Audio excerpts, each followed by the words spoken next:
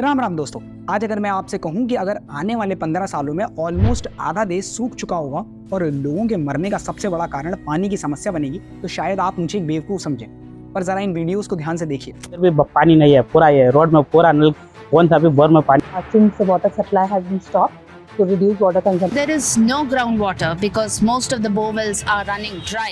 ये वीडियोस हैं IT city के नाम से पहचाने जाने वाले बेंगलोर की, जहां पर हर दिन लोग 20 करोड़ लीटर पानी की समस्या से आज जूझ रहे हैं। बेंगलोर वाटर कॉर्पोरेशन के हिसाब से यहाँ ऑलमोस्ट 14,700 बोरवेल मौजूद हैं, पर उनमें से आधे से ज्यादा बोरवेल आज वाटर लेवल डाउन हो जाने की वजह से पूरी तरीके से सूख चुके हैं। और इंटरेस्टिंगली उनमें से एक बोरवेल कर्नाटका के deputy CM DK Shivakumar का भी है। We are concerned about it because all the borewells have been dry, including my house borewell also has been.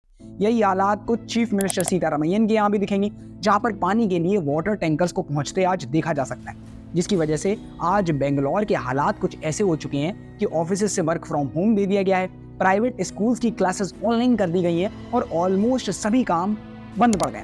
वैसे एक्चुअली अगर वर्क फ्रॉम होम मिल जाता है तो अच्छा ही है, बिकॉज पानी तो सेव हो जाता है ना ओवरऑल। पानी की वजह से वर्क फ्रॉम होम मिल रहा है, कभी सोचा नहीं था सच। इतना बड़ा मेजर इशू था तो मुझे लगा कि हमारे लोकलाइट्स में भी लोगों के पॉइंट ऑफ व्यू समझना बहुत जरूरी है। और जब हमने लोगों से इंटरेक्ट करने की कोशिश की तो मालूम हुआ कि ऑलमोस्ट 80% लोगों को इसके बारे में कोई जानकारी ही नहीं थी कि ऐसी भी कोई समस्या आज भारत के किसी कोने में लोग फेस कर रहे हैं या कल उन्हें भी फेस करनी पड़ सकती है।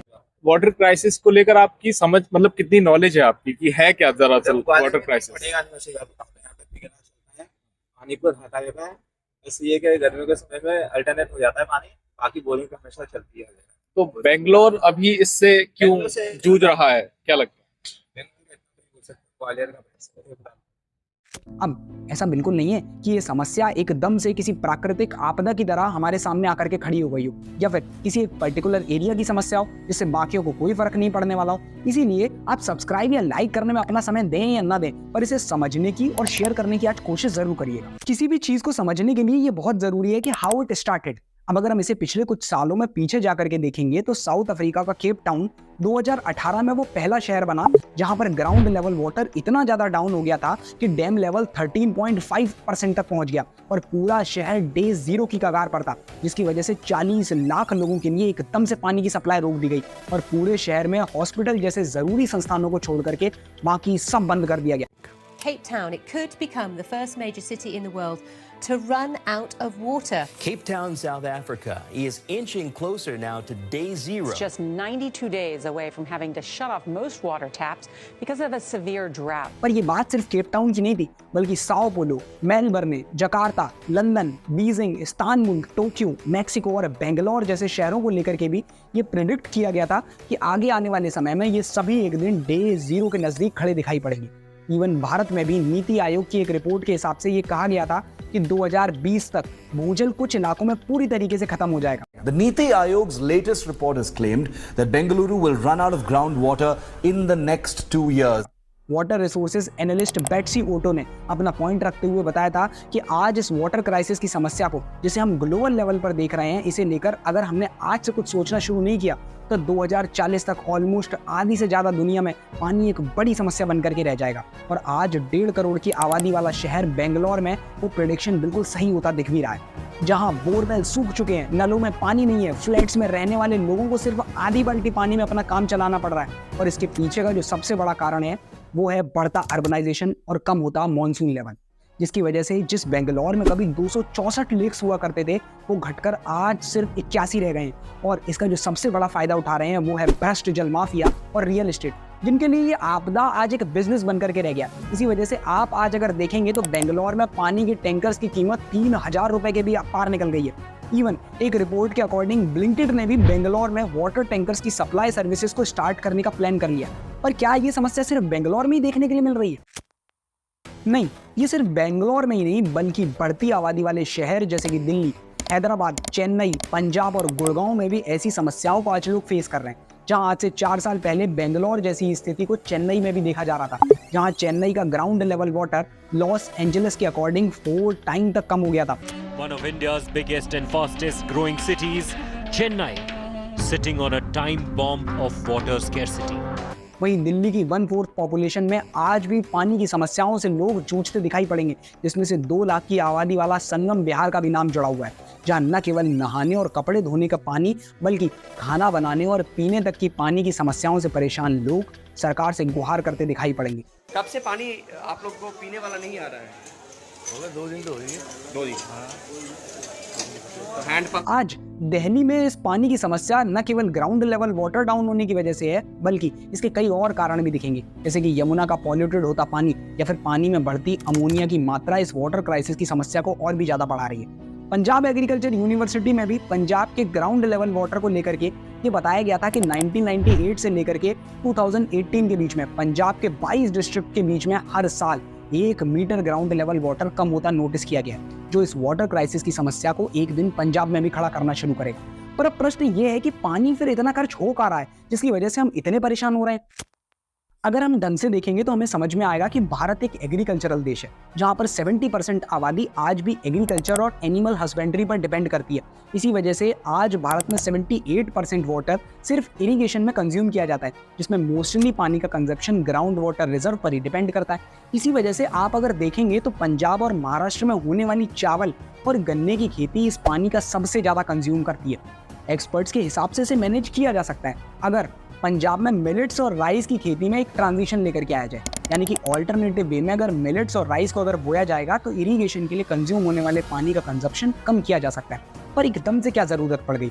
तो अब अगर आप ध्यान से देखेंगे तो पंजाब अपनी राइस की वजह से नहीं बल्कि वीट्स और मिलेट की खेती के लिए पहचाना जाता था, पर फिर गवर्नमेंट की मिसगाइडेड पॉलिसीज के चलते जहां एक तरफ राइस को मिनिमम सपोर्टिंग प्राइस वाली स्टेपल क्रॉप बना करके फार्मर्स को अट्रैक्ट किया जाना शुरू किया गया, तो वहीं दूसरी तरफ चीप इलेक्ट्रिसिटी दे करके उन्हें राइस कल्टीवेशन के लिए प्रोत्साहित भी किया गया, जिसकी वजह से आज राइस कल्टीवेशन इतना ज़्यादा बढ़ गया है और पानी का कंजप्शन इतना ज़्यादा हो रहा है। वहीं दूसरा कारण है बढ़ता अर्बनाइजेशन और लोगों की पॉपुलेशन, जो आज धीरे धीरे मॉनसून लेवल को बहुत तेजी से गिरा रहा है। साथ ही कावेरी नदी का पानी और बेंगलोर का ग्राउंड वाटर लेवल भी इसी की वजह से बहुत तेजी से कम होता चला जा रहा है, जिसकी वजह से आज वहां पर पानी की समस्या को सुधारने के लिए पानी टैंकर्स की मदद लेनी पड़ रही है। कई पानी के टैंकर्स ऑपरेटर यहाँ तक बताते हैं कि लोग बीच में से ही एक्स्ट्रा पैसे देकर के टैंकर्स को ले जा रहे हैं, जिसकी वजह से टैंकर्स कई इलाकों में 3-3 दिन तक ऑर्डर होने के बावजूद भी नहीं पहुंच पा रहे। जब तक पानी था तब तक जिन्होंने दम से वॉशरूम में फैलाया, आज उन्हीं की ये हालत हो गई है कि उन्हें मॉल, जिम या फिर जहां भी पानी मिल रहा है वहां पर वॉशरूम्स को यूज करने के लिए जाना पड़ रहा है। तो इन सबका जिम्मेदार किसे कहा जाए? देखो, ये बहुत टेक्निकल सवाल है, क्योंकि हम सब से लेकर के रियल एस्टेट, गवर्नमेंट और वो भ्रष्ट जल माफिया तक हर कोई इसका जिम्मेदार कहा जा सकता है। 1960 से ही जब रैपिड अर्बनाइजेशन शुरू हुआ था, तब से ही अगर इस बात पर ध्यान दिया गया होता तो शायद इन समस्याओं का सामना आज में ना करना पड़ता। बढ़ती जनसंख्या की वजह से इलीगल कोलोनाइजेशन की शुरुआत हुई, जिसने जन्म दिया पुअर इंफ्रास्ट्रक्चर और इनएफिशिएंट वाटर मैनेजमेंट प्रैक्टिसेस को। पर ऐसा नहीं है कि कभी इन सब चीज़ों को लेकर के किसी ने आवाज़ को नहीं उठाया। 1993 में दिल्ली हाई कोर्ट में इसी चीज़ की मांग को लेकर के पेटिशन फाइल की गई थी, पर इस पर कोई खास एक्शन नहीं लिया गया और पानी की ज़रूरतें बढ़ती रही। इसीलिए लोगों ने खुद से ही बोरवेल और हैंडपम्प्स बनाने शुरू कर दिए, जिसकी वजह से अंडरग्राउंड वाटर लेवल भी बहुत तेज़ी से गिरना शुरू हो गया और साथ ही पानी के अंदर आयरन, फ्लोराइड, आर्सेनिक और अमोनिया की मात्रा भी बढ़ना शुरू हो गई, जिसकी वजह से न जाने कितनी बीमारियों ने जन्म लेना शुरू कर दिया। और इसी समस्या ने जन्म दिया प्राइवेट जल माफिया और प्लास्टिक वाटर कंटेनर्स को। आपदा में शुरू हुआ धंधा धीरे धीरे एक मौके में तब्दील होता चला गया और बेसिक एमिनिटीज की तरह देखे जाने वाले पानी की चोरी की जाने लग गई। दिल्ली के एक बोरवेल ऑपरेटर ने यह बताया था कि किस तरीके से टैंकर माफिया पानी को यमुना से चुराते हैं और 8 से 10 गुना ज्यादा दामों में लोगों को ले जाकर के बेचते हैं। 40,000 तक, यहाँ 40 से 45,000 अगर अच्छा माल लगाएंगे तो इसमें पुलिस के सब।